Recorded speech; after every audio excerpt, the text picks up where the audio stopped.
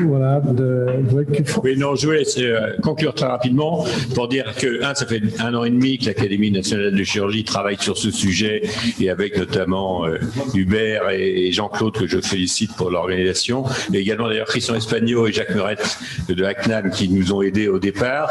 Et je pense d'ailleurs, on voit déjà dans les présentations qui ont eu lieu aujourd'hui des changements ou des améliorations par rapport à ce qu'il y avait déjà il y a 2 ans. Il y a des points qui restent importants, notamment ceux que Anouk Trancard a dit, les problèmes des licencius et de comment les GHS pour les techniques innovantes vont être impliquées et comment on peut les modifier. Et puis je pense que c'est l'occasion, donc il est évident que le ministère est à notre écoute manifestement, il faut qu'on continue sur ce sujet-là et que d'autre part, je pense qu'il est important qu'il y ait un problème de sémantique, c'est-à-dire qu'on parle là de praticiens qui font des actes opératoires, que ce soit des chirurgiens ou que ce soit des médecins. Le terme d'interventionnel est un terme purement marketing, mais on fait tous des actes opératoires.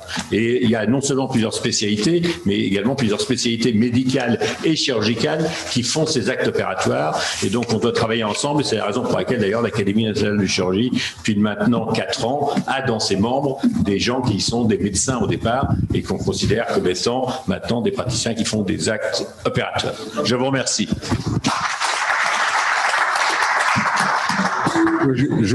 Juste un mot pour dire que nous n'avons pas épuisé le sujet et que nous allons d'ailleurs tenir dans quelques minutes nous avons invité toutes les sociétés savantes et les CNP pour faire de la pédagogie sur justement la méthodologie à employer pour accéder facilement aux innovations. C'est le rôle de l'Académie et vraisemblablement l'Académie organisera d'autres manifestations dans ce cadre pour que les choses avancent. Parce que tout le monde a envie d'avancer. Moi, je remercie tous les orateurs qui ont répondu et qui ont fait des prestations de qualité et je passe la parole au président pour conclure cette séance.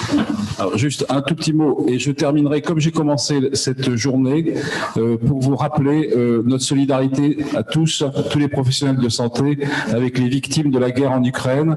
Merci de penser à participer activement à tout ce qui peut être fait dans ce cadre. Merci pour cette très belle séance. Merci à Martine Gillard, bravo pour votre intervention.